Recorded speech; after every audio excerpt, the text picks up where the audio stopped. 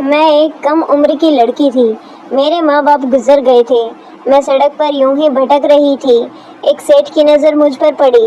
वह मुझे अपने साथ घर ले आए और मुझे काम पर रख लिया। वह अकेले ही रहते थे। रात को वह हर रोज़ एक लड़के को अपने कमरे में ले जाते और अंदर से अजीबोगरीब आवाज़ें आती थी। सुबह बच्चा गायब हो जाता था। यह राज जानने के लिए मैं उनके कमरे में छुप गई और डर के मारे मेरी चीख निकल गई, क्योंकि वह तो मेरा नाम शिल्पा है।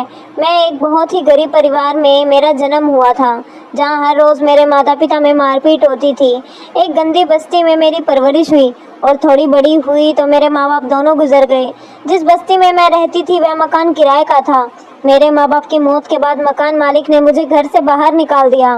मैं सड़कों पर यूं ही भटकने लगी, खाने के लिए कूड़ेदाने में खाना ढूंढने लगी। तभी वहां पर एक गाड़ी आकर रुकी। गाड़ी से एक बड़े सेठ बाहर निकले। करीब 35 साल के तो होंगे। उनकी नज़र मुझ पर पड़ी। मैं काफ़ी घबरा गई। अब मैं बेसहारा हो गई थी। किसी बुरे इंसान के हाथ में पड़ गई तो मेरी घबराहट शुरू हो गई। जब सेठ मेरे पास आने लगे, उन्होंने मुझसे कहा, तुम्हें भूख लगी है क्या? मुझे बहुत तेज़ भूख लगी थी तो मैंने अपना हाँ में सिर हिलाया। भूख से बड़ा दुश्मन तो और कोई भी नहीं है। उन्होंने कहा, मुझे काम के लिए अपने घर में एक लड़की चाहिए। तुम मेरे घर काम करोगी क्या? उनकी बात सुनकर मैं हैरत में पड़ गई। वह मुझे जानते तक नहीं थे और अपने घर पर काम करने के लिए कह रहे थे। मुझे सोच में डूबा देख उन्होंने कहा, तुम्हें घबराने की ज़रूरत नहीं है। मैंने सोच कर कहा, ठीक है, मैं काम करने के लिए तैयार हूँ, पर आपने तो मेरे बारे में कुछ पूछा ही नहीं। उन्होंने कहा, बताओ अपने बारे में। मैंने अपने बारे में सब बता दिया, यह भी कि मेरे पास सब रहने को छत भी नहीं है। ना जाने मैं यह सारी बातें क्यों बताई, मैं तो इन्हें जानती भी नहीं हूँ। शायद मेरी हालत अब इतनी बुरी हो चुकी थी कि मैं अनजान इंसान पर भरोसा करने लगी हूँ। उन्होंने कहा, कोई बात नहीं, चलो तुम मेरे साथ, अब तुम मेरे घर में ही रहना, खाना और वहाँ काम करना। मैं उनकी गाड़ी में बैठ गई। उन्होंने मुझे एक कपड़े की दुकान पर ले जाकर और मुझे कुछ कपड़े खरीदवा कर दिए। काफ़ी खूबसूरत कपड़े थे। मेरे सारे कपड़े तो फटे पुराने थे। फिर वह मुझे एक पार्लर में ले गए और पार्लर वाले से कहा कि मेरी हालत थोड़ी ठीक कर दे। पार्लर वाले ने मेरे नहाने को कहा और मैं नए कपड़े पहनने और उसने मेरा हुलिया ठीक कर दिया। जब मैं अपने आप को आईने में देखा तो मैं बहुत ही खूबसूरत लग रही थी। मैं मालिक के साथ अपने बड़े बंगले में आ गई। मालिक घर पर अकेले ही रहते थे। उन्होंने मुझे अपना काम समझा दिया और रहने के लिए एक छोटा सा कमरा भी दे दिया। रात को खाना खाने के बाद वह कहीं बाहर चले गए, फिर अपने साथ एक बच्चे को लेकर आए। उनको लेकर अपने कमरे में चले गए। मुझे बहुत ही अजीब लगा, पर मैं अपने कमरे में सोने चली गई। अचानक ही कुछ अजीबोगरीब आवाज़ों से मेरी नींद खुल गई। मुझे लगा आवाज़ कहाँ से आ रही है। देखने के लिए मैं उठी, पर मैं हैरत में पड़ गई। यह आवाज़ मालिक के कमरे से आ रही थी। मैं अपने कमरे में वापस आ गई। मालिक के साथ रहकर मुझे रहने के लिए अच्छा कपड़ा और अच्छा खाना मिल रहा था। मैं काफ़ी खुश थी और मैं सुनहरे सपने में डूब गई। जब सुबह हुई तो मैं कमरे से बाहर निकली और अपना काम करने लगी। मालिक का कमरा बंद था। शायद वह अभी सो रहे थे, लेकिन जब वह अपने कमरे से निकले मैं बहुत ही हैरान हुई। जो बच्चा कल रात उनके साथ उनके कमरे में गया था वह वापस नहीं आया। मालिक ने मुझसे कहा था कि तुम पूरे घर की सफाई करना, खाना बनाना और घर की सारी जिम्मेदारी उन्होंने मुझे थमा दी थी। बस उन्होंने कहा था कि मेरे कमरे और बेसमेंट में कभी भी मत आना। मैं अपने कमरे की सफाई खुद करता हूँ। मैं सारा काम कर लिया, पर उनके कमरे की सफाई को छोड़कर बेसमेंट में तो ताला लगा रहता था। मालिक दिन में कहीं बाहर चले गए, शायद अपने काम पर गए होंगे, पर उनका कमरा लॉक किया हुआ था। जब शाम हुई तो वह वापस आ गए। जब रात का खाना तैयार हो गया तो मैंने उन्हें बुला लिया। मैं उन्हें खाना परोसा तो उन्होंने मुझसे कहा, तुम बहुत ही अच्छा खाना बनाती हो। यह सुनकर मैं तो मुस्कुराने लगी। खाना खाने के बाद वे फिर से कहीं बाहर चले गए और अपने साथ किसी दूसरे बच्चे को लेकर आए और उसे लेकर अपने कमरे में चले गए। मैं सोने चली गई, लेकिन आज भी अचानक ही मेरी आंखें खुल गई। मुझे वह अजीबोगरीब आवाज़ फिर से आने लगी। न जाने क्यों आज मेरे दिल की धड़कन तेज हो गई। सुबह मैं जल्दी उठ गई और बाहर काम करने लगी। बस मुझे ये जानना था कि वह बच्चा वापस निकलता है या नहीं, पर मालिक के उठने के बाद अपने कमरे से अकेले ही बाहर आए। बच्चा फिर से गायब था। यह रोज बच्चों को लेकर कमरे में जाते, फिर अकेले बाहर क्यों आते? बच्चा कहाँ जाता है? कहीं मेरे मालिक कोई गलत काम तो नहीं करते हैं। मुझे मन किया कि मैं उनसे जाकर पूछूं, पर डर के मारे मैं चुप रही। मुझे नई नई नौकरी मिली है। अगर उन्होंने मुझे बाहर निकाल दिया तो मेरा क्या होगा? लेकिन फिर मुझे ख्याल आया कि मैं घर में उनके साथ अकेली रहती हूँ। अगर मेरे साथ कुछ हो गया, पर मैंने एक बात गौर किया था कि मालिक कभी भी बुरी नज़र से मेरी तरफ नहीं देखते। अपने साथ हमेशा लड़कों को ही लेकर आते हैं। यह रोज रोज चलने लगा। रोज कोई ना कोई लड़का उनके साथ कमरे में जाता, उनके कमरे से आवाजें आती और लड़का गायब हो जाता है। मैं इस बात से अंदर ही अंदर बहुत ही परेशान रहने लगी थी। लेकिन मैं अभी छोटी लड़की हूँ, मैं करूँ भी तो क्या करूँ? मैं उनके साथ अपने आप को बहुत ही सुरक्षित महसूस करने लगी थी। वह मुझे अक्सर ही बाहर ले जाया करते थे और बाहर से अच्छा खाना खिलाया करते थे, कपड़े भी खरीद कर दिया करते थे। एक दिन तो उन्होंने मुझे एक मोबाइल दे दिया था। उन्होंने कहा, जब मैं बाहर जाता हूँ तो बहुत दिक्कत होती है, तुम्हें कुछ बताना रहता है तो बता नहीं पाता हूँ। यह मेरी जिंदगी का पहला मोबाइल था।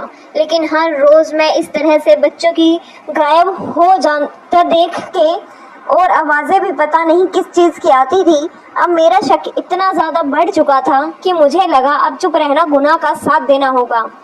मैंने मन ही मन में मान लिया था कि बच्चों के साथ जरूर कुछ ना कुछ करते हैं, या तो उनके साथ कोई गलत काम करके उन्हें खत्म कर देते हैं, क्योंकि बच्चे ऐसे हवा में तो गायब नहीं हो सकते ना। अगर ऐसा होता चलता रहा तो शहर के सारे लड़के खत्म हो जाएंगे। अब मैंने सोच लिया था कि यह राज का पता लगाकर ही रहूंगी। अब जैसे ही मुझे कुछ सुराग मिलेगा तो मैं पुलिस को बता दूंगी।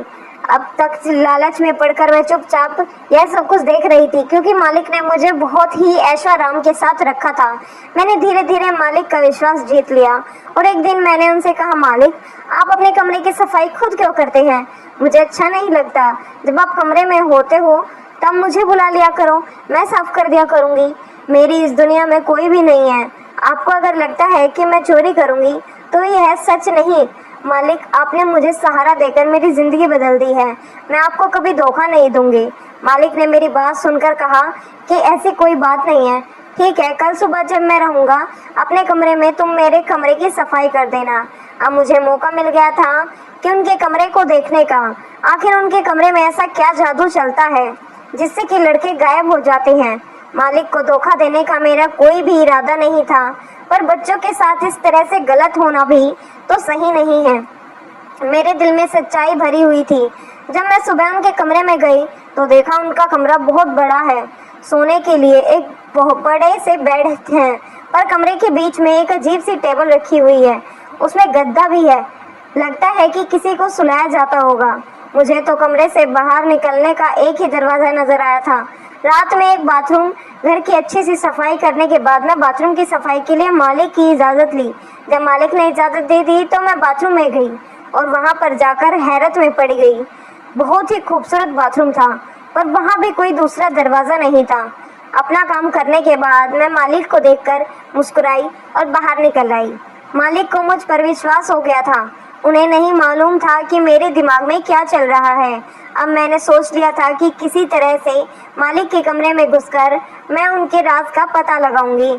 ऐसा मौका मिलना शायद नामुमकिन ही था, क्योंकि उनके कमरे में भी मैं अंदर जा पाती थी जब वह कमरे में रहते थे, और जब वह बच्चे को लेकर आते थे तो मुझे ही दरवाज़ा खोलना पड़ता था।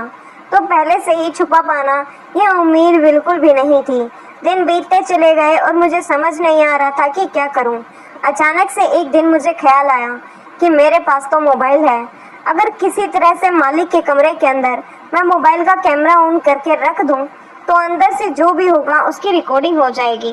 पर कहीं मालिक की नज़र अगर मोबाइल पर पड़ गई तो वह तो मेरी जान ही ले लेंगे। मुझे समझ ही नहीं आ रहा था कि जिस इंसान ने मुझे इतना सहारा दिया उनको धोखा दूं या नहीं। पर हर रोज एक जीता जागता बच्चा मेरी आंखों के सामने गायब हो जा रहा था। अगर पुलिस को बताऊं तो पुलिस इस बात की तहकीकात करेगी कि बच्चे कहाँ गायब हो रहे हैं। पुलिस मुझ गरीब लड़की की बात पर यकीन क्यों करेगी? एक दिन मैंने मालिक से कहा, मालिक, क्या मैं आज रात को आपके कमरे में सो सकती हूँ? मालिक को मानो मेरी बात पर यकीन ही नहीं आ रहा था। मेरी तरफ अजीब ही निगाहों से देखने लगे। मैंने कहा, आज के ही दिन मेरी माँ गुजर गई थी। मैं नीचे सो जाऊंगी, आपको कोई भी परेशानी नहीं होगी। मालिक, बस मैं आज की रात अकेले नहीं सोना चाहती हूँ। मुझे अपनी आंखों में आंसू भी लाना पड़ता था कि मेरे मालिक को मेरी बातों पर यकीन हो। उनके कमरे में जाने का या मोबाइल छुपाने का कोई भी रास्ता मुझे नहीं मिल पाया था, क्योंकि कमरा हमेशा ही वह लोग करते थे और चाबी अपने पास ही रखते थे। मालिक ने कहा कि ठीक है, नीचे बिस्तर लगाकर सो जाओ, पर वह काफी गहरी सोच में डूब गए थे। उन्हें यकीन ही नहीं हो रहा था कि उनके मुंह से यह सब बात निकल गई, क्योंकि शायद वह नहीं चाहते थे कि उनके कमरे में कोई दूसरा आए। मेरे आंसू देखकर ही उन्होंने मुझे अपने कमरे में एक रात गुजारने की इजाजत दे दी थी। मैं अपने आंसू पोंछकर अपना बिस्तर मालिक के बिस्तर के साइड में लगा दिया था और जैसे ही मैं लेटी तो सोने का नाटक करने लगी। मालिक शायद बाहर चले गए थे और जब दरवाज़ा खोलने की आवाज़ आई तो मैंने देखा एक लड़के को लेकर आए हैं। लड़के को बिठाकर मालिक मेरे पास आए तो देखा कि मैं सो रही हूँ। वह फिर से उस लड़के के पास चले गए। मालिक ने अपने लैपटॉप में कुछ चलाया और एक अजीब सी आवाज़ वहाँ से आने लगी। अब मुझे समझ में आया कि वह आवाज़ लैपटॉप से आई थी। फिर कुछ चीज़ जलाया जिससे कमरा धुएं से भर गया। वह धुआं कमरे में फैल गया और थोड़ी देर में मैं बेहोश हो गई। जब मेरी आँख खुली तब सुबह हो चुकी थी। मैंने देखा मालिक बिस्तर पर लेटे हुए हैं और बच्चा सही सलामत टेबल के ऊपर लेटा हुआ है। मैं भी चुपचाप लेटी हुई थी। मैं देखना चाहती थी कि आगे वह बच्चे के साथ क्या करते हैं। उन्होंने करीब 7 बजे बच्चे को उठाया और खिड़की के पास ले गए। मुझे अब तक वह एक शीशे ही लग रहा था, लेकिन यह तो जो दरवाज़ा है वहाँ से बच्चे को लेकर निकाले और शायद किसी के हवाले कर दिया। शायद बच्चे के माता पिता हों। माता पिता ने हाथ जोड़कर उन्हें प्रणाम किया और वहाँ से चले गए। उनके जाने के बाद मैंने उठने का नाटक किया। मैं मालिक के पास गई और कहा, मैं इतनी देर तक कभी नहीं सोई हूँ, पर पता नहीं क्यों आज मेरी नींद नहीं खुली। मालिक मुस्कुराया और कहा, कोई बात नहीं। मुझे इस बात से खुशी हो रही है कि मालिक बच्चों को ख़त्म नहीं करते, उन बच्चों को उनके माँ बाप के हवाले कर देते हैं। ऐसे ही 7 महीने बीत गए। मैं धीरे धीरे मालिक का विश्वास जीतने लगी। मालिक का मुझ पर पूरी तरीके से विश्वास हो गया। तो मैंने एक दिन पूछा कि आप इस तरह से बच्चों को अपने कमरे में ले जाते हो, क्या कोई इलाज करते हो? पर उन्होंने जो कुछ भी कहा उसे सुनकर मुझे यकीन हो गया था कि मालिक अच्छे इंसान नहीं है। वह इन बच्चों के साथ कुछ गलत काम करते हैं। अब मैंने ठान लिया था कि मैं इस राज का पता लगाकर ही रहूंगी। मैं इसलिए चुपचाप बैठ गई थी क्योंकि मुझे लगा कि बच्चों को यह नहीं मारते हैं, पर अब इनकी बातों से मुझे यकीन हो गया था कि ये कुछ गलत काम कर रही हैं। इन्होंने मुझसे कहा कि शुक्र बस्ती इलाके में लोग जादू टोना सीखते हैं और शहर के अच्छे बच्चों पर यह जादू टोना कर देते हैं। मैं बस उन जादू टोना का उतार कर उन बच्चों को एक अच्छी ज़िंदगी देता हूँ, जिसके लिए माँ बाप मुझे कुछ पैसे देते हैं। मैंने यह जादू टोना उतारने की विधि सीखी हुई है। उनकी बात सुनकर मैं आई तो थी, पर अपने कमरे में आकर बिल्कुल भी सोच में डूब गई हूँ। मैं शुक्र बस्ती में ही रहती थी और वहाँ ऐसा कुछ भी नहीं होता था। वहाँ के लोग अपनी ज़िंदगी में ही व्यस्त हैं, अपनी गरीबी से ही परेशान हैं। लोग इधर उधर काम ढूंढकर काम करते हैं। वहाँ पर इस तरह का जादू टोना नहीं चलता है। मेरा बचपन गुजरा है वहाँ पर। ऐसा कुछ होता तो मुझे भी तो पता रहता ना, पर यह बिल्कुल ही झूठी बात है। यहाँ कुछ और ही चल रहा है। अचानक ही मुझे धुएं की याद आई, जिससे मैं बेहोश हो गई थी। अब मैंने सोच लिया था कि मैं राज का पता लगा कर ही रहूँगी। मालिक अब मैं अपने कमरे को लॉक नहीं करते थे। मैंने सोचा एक रात मैं उनके कमरे में छुपकर सब कुछ देखूंगी, पर मुझे धुएं से बचने का उपाय सोचना होगा। मुझे याद है कि जिस रात मैं वहाँ थी और धुआं हुआ था तो मालिक ने अपने मुंह पर कुछ पहना हुआ था, शायद किसी तरह का मुखौटा हो जिससे इस धुएं से बचा जा सकता हो। अगर मुझे भी ऐसा कुछ मिल जाए तो मैं बेहोश हुए बिना उनको देख पाऊंगी। फिर मैं अपने मोबाइल में रिकॉर्ड कर लूँगी। सफाई के वक्त मुझे कुछ मुखौटे मिल गए। उनमें से मैंने एक अपने पास रख लिया और एक रात मुझे मौका मिल गया उनके कमरे में छुपने का। मैं मालिक को बहाना मार दिया कि आज मैं जल्दी सोने जा रही हूँ। रात को जब आप बाहर जाएं तो कमरे को लॉक करके जाएं ताकि आप अंदर आ सकें। आज मेरी तबीयत बहुत ख़राब है। मालिक ने कहा, ठीक है, कोई बात नहीं, तुम सो जाओ। मैंने अपने कमरे को लॉक कर दिया और उनके कमरे में जाकर छुप गई। आज मुखौटा भी पहन रखा था। जब मालिक बच्चे को लेकर आए तो टेबल पर बैठा दिया, फिर अजीब सी आवाज़ चला दी और कमरे में कुछ धुआं भर दिया। आज धुआं मुझे बेहोश नहीं कर पाया। लड़का बेहोश हो गया। उसके बेहोश होते ही मालिक ने एक टीका निकाला और उस लड़के को लगा दिया और वह फिर बिस्तर पर आ गए और लेट गए। उसके बाद वहाँ कुछ भी नहीं हुआ जिस पर मुझे कुछ शक हो। बस वह टीका क्या है यह मुझे पता लगाना है। अगली रात घर पर पुलिस आ गई, मालिक को गिरफ्तार कर लिया और अपने साथ ले गए। उन्होंने बच्चे को भी वहाँ से लेकर हॉस्पिटल गए। बच्चे को किसी तरह का दवा दिया गया था। दरअसल मालिक कोई दवा बनाते थे और उससे बच्चे का टेस्ट किया करते थे। जादू टोना वाली बात झूठी थी। पहले मालिक किसी बच्चे से मिलते थे और उसे कुछ खाने का देते थे। उसे एक तरह की दवा होती थी जिससे बच्चा बिल्कुल पागल हो जाता था और जब बच्चा अपने माता पिता के पास पहुंचता तो उन्हें लगता कि अचानक बच्चे को क्या हो गया है। मालिक ने यह बात फैला दिया था कि शकरपुर बस्ती वाले बच्चों को जादू टोना कर देते हैं और उस जादू को उतारने के लिए मालिक के पास लोग अपने बच्चे छोड़ जाते करते थे जिनके ऊपर तरह तरह से दवा टेस्टिंग की जाती थी। मालिक का बेसमेंट में रेड पड़ी, वहाँ पर दवाइयाँ बनती थी। पुलिस ने वहाँ से ढेर सारी दवाइयाँ बरामद किया। मैंने मालिक को धोखा जरूर दिया था पर मुझे यकीन है कि यह समाज का भला हुआ।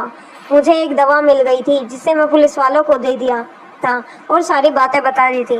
पुलिस ने जब उसे टेस्ट करवाया तो उन्होंने से एक ऐसी दवा मिली जिसे बेचना कानूनी जुर्म है।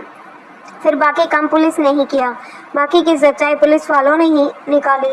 मैं फिर से बेसहारा हो गई थी, लेकिन मुझे कोई ना कोई काम तो मिल ही जाएगा क्योंकि मैंने काफ़ी सारे लड़कियों की ज़िंदगी बचाई थी। पुलिस वालों ने कहा था कि तुम दोबारा से कहीं काम मिल जाएगा, इसका इंतज़ाम हम कर देंगे। हाँ, जल्दी ही एक घर में मुझे काम मिल गया। दोस्तों, कहानी पसंद आई हो तो लाइक, शेयर और चैनल को सब्सक्राइब करें, ज़रूर करें। फिर मिलेंगे एक नई कहानी और दिलचस्प कहानी में। धन्यवाद। मिलते हैं कल।